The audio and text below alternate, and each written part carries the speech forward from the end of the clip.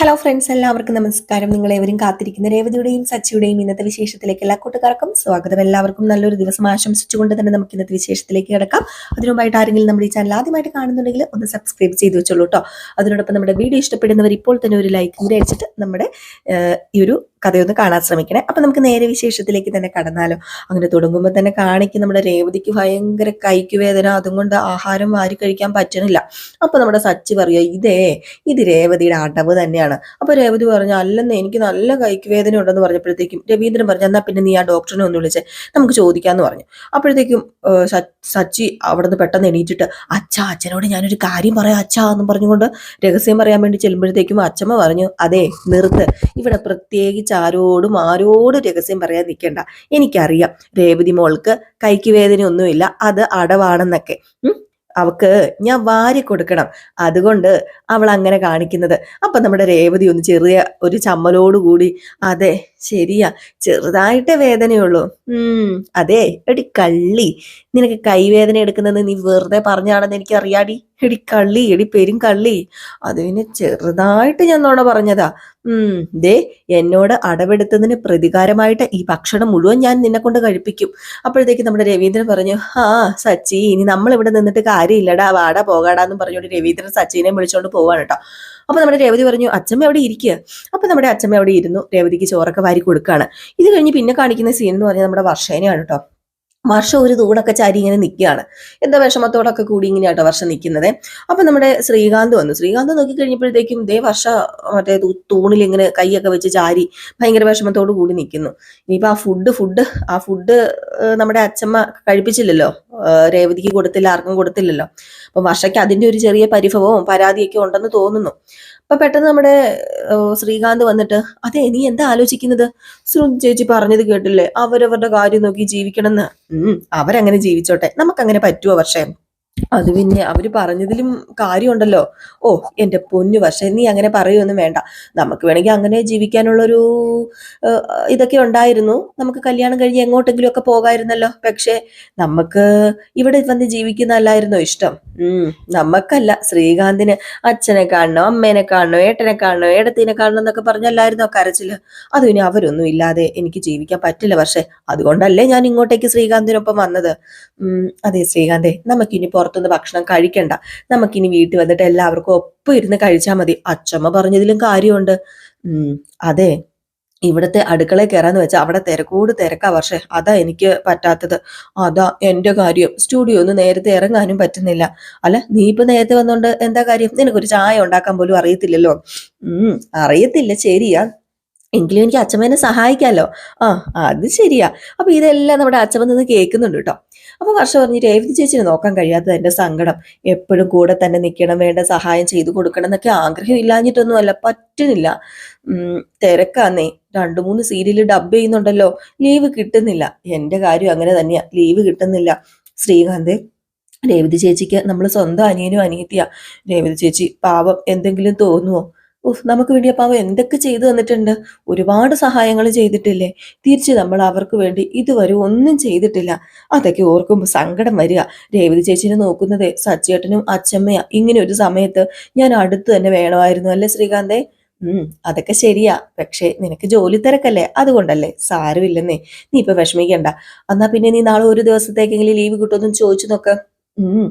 ഞാനിന്ന് ഇറങ്ങുന്നതിന് മുമ്പ് ചോദിച്ചിരുന്നു, ഒരു രക്ഷയില്ല. അവരെ പറഞ്ഞിട്ടും കാര്യമില്ലല്ലോ, എപ്പിസോഡ് ടെലികാസ്റ്റ് ചെയ്യണ്ടേ അവർക്ക്.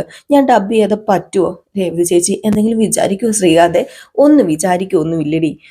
നമ്മുടെ രണ്ടിനെയും ഏടത്തേക്ക് നന്നായിട്ട് അറിയാലോ, പിന്നെ എന്താ. അല്ല, കുറച്ച് സമയം രേവതി ചേച്ചിയുടെ അടുത്ത് ചെന്ന് കിടക്കാന്ന് വെച്ചാലേ, സച്ചേട്ടനാണെങ്കിൽ രേവതി ചേച്ചി അടുത്തുനിന്ന് മാറുന്നുമില്ല. ഫുൾ ടൈം രേവതി ചേച്ചിയുടെ കൂടെ തന്നെ ഉണ്ടാകും. ഇങ്ങനെയുണ്ടോ ഒരു കെട്ടിയോന്? അപ്പോഴത്തേക്ക് നമ്മുടെ ശ്രീകാന്ത് ഒന്ന് ചിരിക്കാണ് കേട്ടോ. അപ്പോഴത്തേക്ക് നമ്മുടെ അച്ഛമ്മ മാറി നിന്നിട്ട്, സ്നേഹമുള്ളവരാ രണ്ടുപേരും, നല്ല പെണ്ണിനെ തന്നെയാ ശ്രീകാന്തിനെ കിട്ടിയത്, അവൻ കണ്ടുപിടിച്ചത് നല്ലൊരു പെണ്ണിനെ തന്നെയാ എന്നിങ്ങനെ മനസ്സിലിങ്ങനെ വിചാരിക്കാട്ടോ. ഇതൊക്കെ പറയുന്നത് നമ്മുടെ അച്ഛമ്മ കേൾക്കുന്നുണ്ടായിരുന്നേ.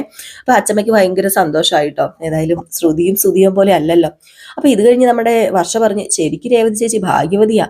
അല്ല മുമ്പ് നീ ഇങ്ങനെയല്ലല്ലോ പറഞ്ഞത്.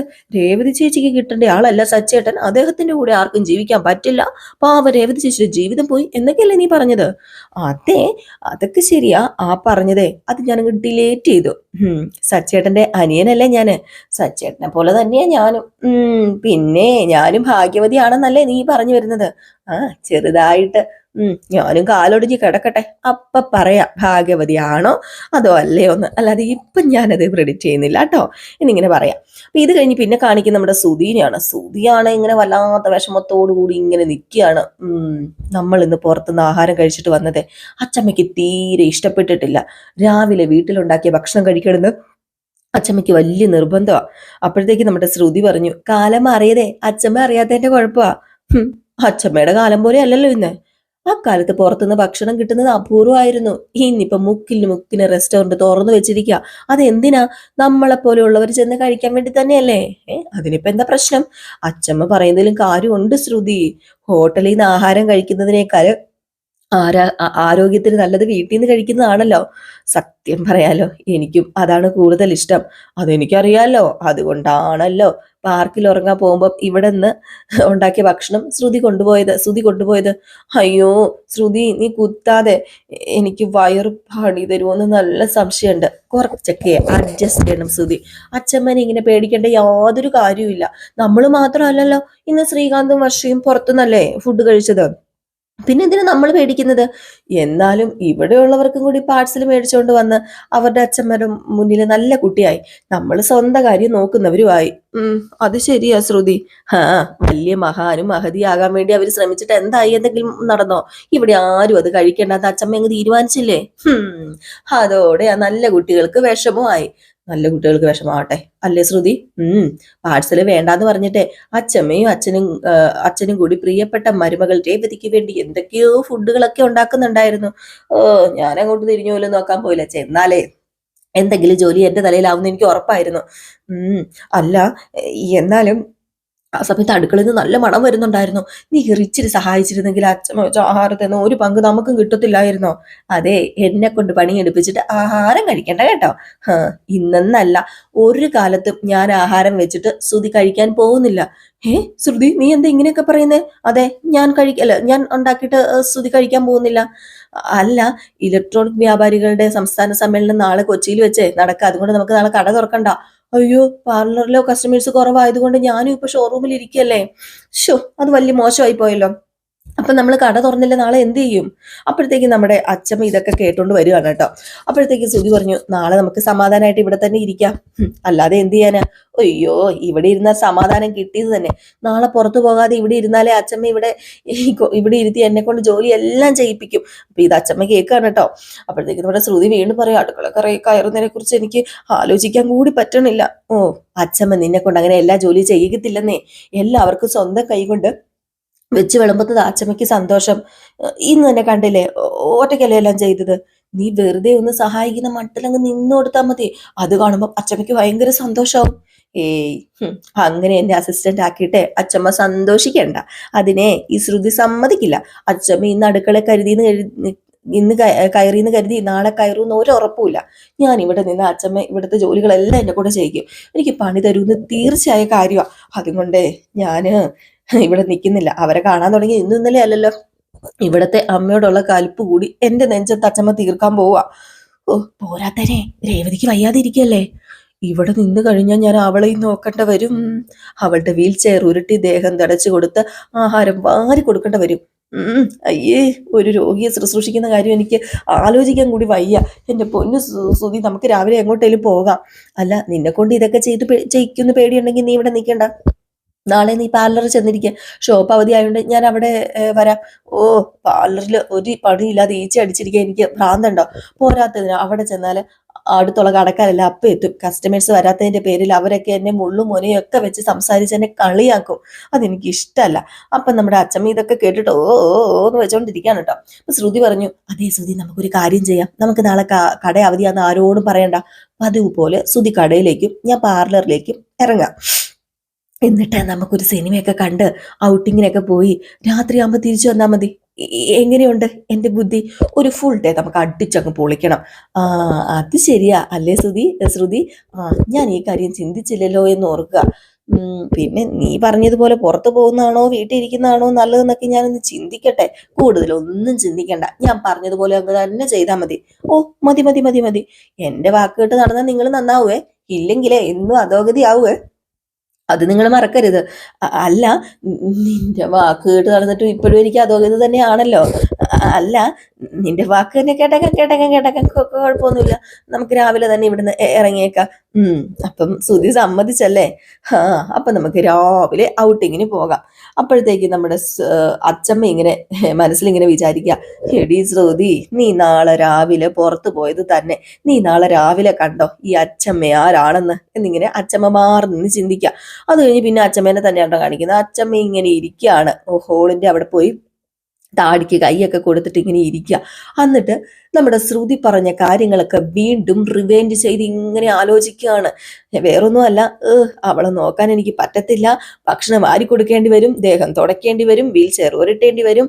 അതൊക്കെ ഇങ്ങനെ ആലോചിച്ച് നമ്മുടെ അച്ചമ്മയ്ക്ക് കലിപ്പ് വരുവാണ് കേട്ടോ. അപ്പോഴത്തേക്ക് നമ്മുടെ രവീന്ദ്രൻ നോക്കിയപ്പോൾ അച്ചമ്മ അവിടെ നിന്ന് എന്തൊക്കെ ഇങ്ങനെ ആലോചിച്ചുകൊണ്ടിരിക്കുക.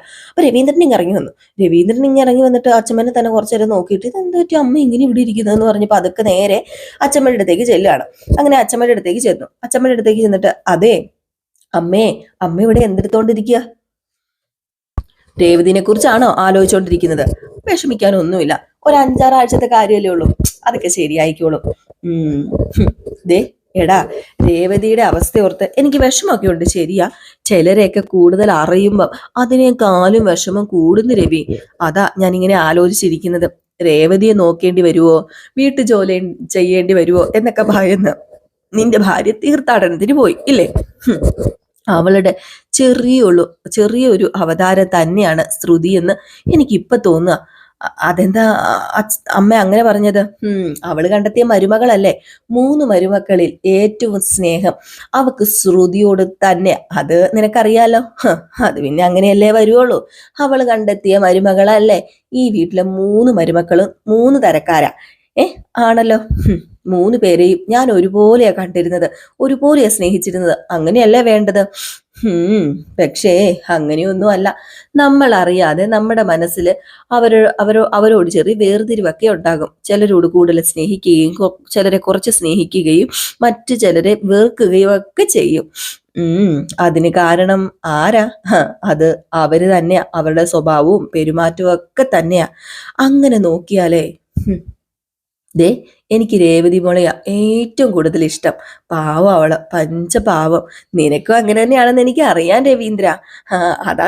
അതമ്മയ്ക്ക് അറിയാലോ. ദേ, ഇവിടെ വന്നു കയറിയ പെണ്ണുങ്ങളിൽ രേവതിയെ മറ്റാരുമായിട്ട് താരതമ്യം ചെയ്യാനായിട്ട് പറ്റത്തില്ല നമുക്ക്.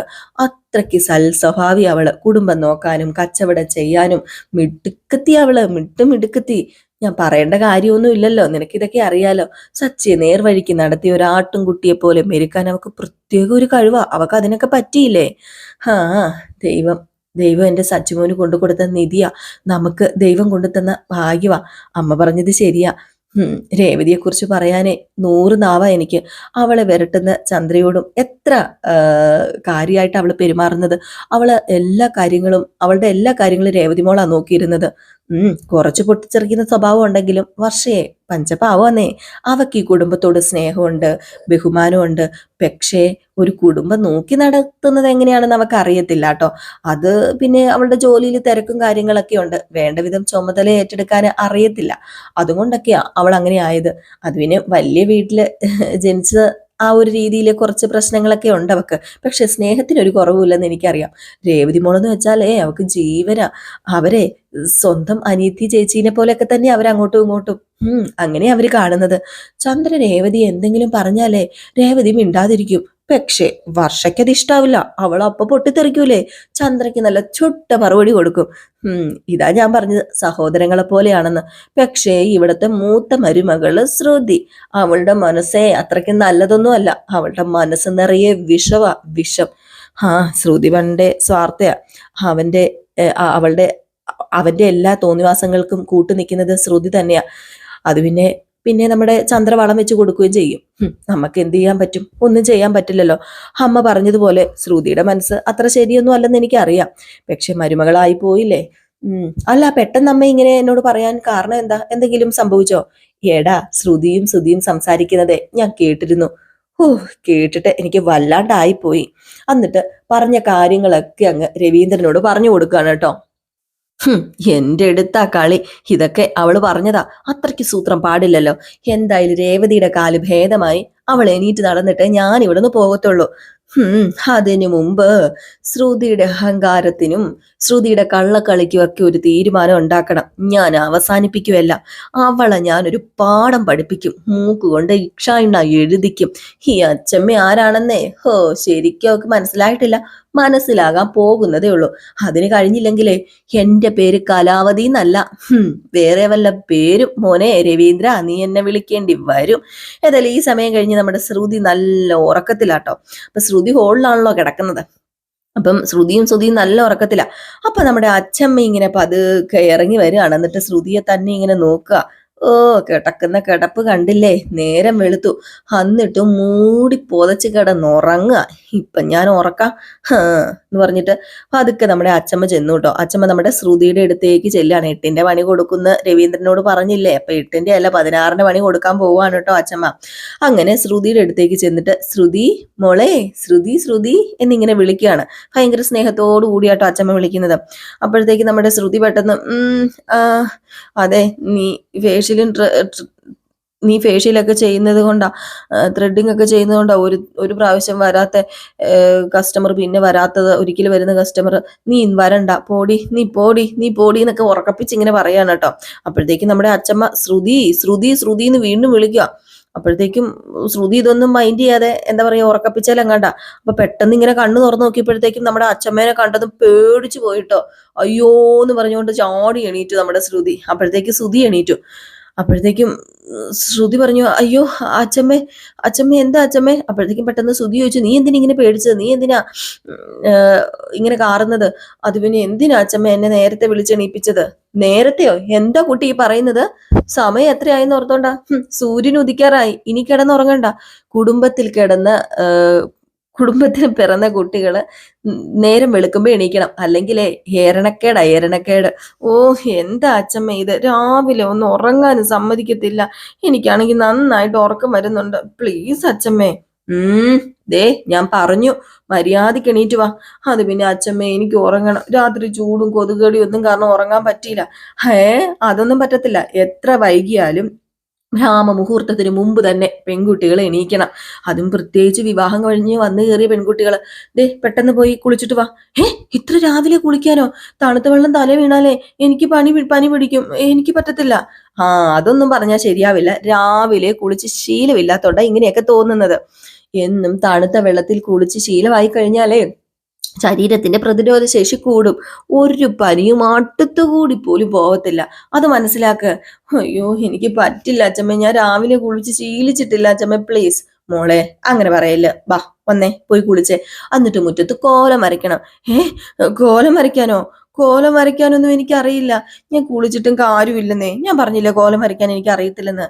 അയ്യേ, അങ്ങനെ പറയല്ല. ഈ അച്ചമ്മ പഠിപ്പിക്കാൻ മോളെ ഇങ്ങനെയല്ലേ പഠിക്കുന്നത്?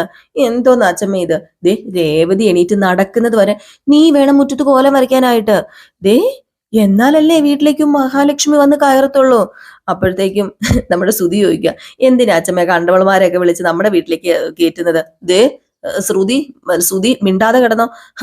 ദേ, ഞാനേ പറഞ്ഞത് ഐശ്വര്യത്തിന്റെ ദേവതയായ സാക്ഷാൽ മഹാലക്ഷ്മിയാ. ആ ഭഗവതി ഇങ്ങോട്ട് തിരിഞ്ഞു നോക്കിയില്ലെങ്കിലേ കുടുംബത്തിന് അതിന്റെ ദോഷം. ദേ, നീ നിന്റെ ഭാര്യയൊക്കെ അതിൽ പെടും. അതുകൊണ്ടാ പറഞ്ഞത്. പെട്ടെന്ന് ശ്രുതി എണീറ്റേ, പോയി കുളിച്ചിട്ട് കോലവിട്. മോളെ, പാർലർ അടച്ചു പൂട്ടിയാലോ? ശ്രുതിയുടെ കടയിൽ കച്ചവടം ഇല്ലാതാലോ? എന്റെ മക്കൾ എന്ത് ചെയ്യും? പിന്നെ വല്ല വരുമാനം ഉണ്ടോ? അച്ഛനോട് എപ്പോഴും ക്യാഷ് ചോദിക്കുന്നത് നാണക്കേടല്ലേ? നിങ്ങൾക്ക് സ്ഥിരമായിട്ടൊരു ജോലി ഇല്ലല്ലോ. അതുകൊണ്ടാ പറഞ്ഞത്. ഇതിനെല്ലാം ഐശ്വര്യം വേണം. അപ്പം ഐശ്വര്യ ദേവത വരണം. എന്നാ പിന്നെ ശ്രുതി പോയി കോലം വരയ്ക്കട്ടെ. അപ്പോഴത്തേക്കും നമ്മുടെ ശ്രുതി അങ്ങ് കൂർക്കം വലിക്കാൻ തുടങ്ങിട്ടോ. ഭയങ്കര കൂർക്കം വലിയും. അപ്പോഴത്തേക്കും ശ്രുതി പെട്ടെന്ന് ശ്രുതി എണീക്ക് ശ്രുതി. എന്താ ശ്രുതി ഇത്? ശ്രുതി പോയി കോലം വരയ്ക്ക്. എണീക്ക്, പെട്ടെന്ന് ഇങ്ങ് വന്നേ, എണീറ്റ്. അപ്പോഴത്തേക്ക് നമ്മുടെ അച്ഛമ്മ പറഞ്ഞു, വേണ്ട വേണ്ട വേണ്ട, പെണ്ണുങ്ങൾ വേണം കോലം വരയ്ക്കാനായിട്ട്, അവർ ഉറങ്ങിക്കോട്ടെ. സുധി മോനെ നീ ഉറങ്ങിക്കോ, ഞാൻ ശ്രുതിനെ കൊണ്ട് കോലം വരപ്പിച്ചോളാം. അപ്പോഴത്തേക്കും നമ്മുടെ സുധി ഒന്ന് പതുക്കെ കണ്ണൊക്കെ തുറന്ന് നോക്കുന്നുണ്ട് കേട്ടോ. അപ്പൊ അച്ഛമ്മ പറഞ്ഞു, കുടുംബത്തിൽ വന്നു കയറിയ പെണ്ണുങ്ങളാ മുറ്റത്ത് കോലം വരയ്ക്കേണ്ടത്. ഇവിടുത്തെ മൂത്ത മരുമകൾ ആരാ? നീയല്ലേ ശ്രുതി? നിനക്കാ കോലം വരയ്ക്കാന് ഏറ്റവും കൂടുതൽ യോഗ്യതയുള്ളത്. അപ്പൊ നീ തന്നെ കോലം വരയ്ക്കണം. എന്റെ മോള് വിഷമിക്കാതെ, രേവതിയുടെ കാല് ശരിയായാലും ഇനി കണ്ടിന്യൂസ് ആയിട്ട് ദേ മോള് കോലം വരച്ചാൽ മതി. അപ്പൊ ഇവിടെ ഒരു പ്രത്യേക ഐശ്വര്യം ഉണ്ടാകും. ഇത് കേട്ടിട്ട് നമ്മുടെ ശ്രുതിയുടെ കിളി പാറി ഇങ്ങനെ ഇരിക്കുന്ന സീൻ കാണിച്ചിട്ടാണ് ഇന്നത്തെ വിശേഷം അവസാനിക്കുന്നത്. അപ്പൊ എല്ലാവരും കാത്തിരിക്കുക അടുത്ത വിശേഷത്തിനായിട്ട്. അടുത്ത വിശേഷവുമായി പെട്ടെന്ന് വരാം കേട്ടോ. അതുവരെ എല്ലാവർക്കും ടാറ്റ ബൈ ബൈ. ഒരു ലൈക്ക് അടിക്കാൻ മറക്കരുതേ.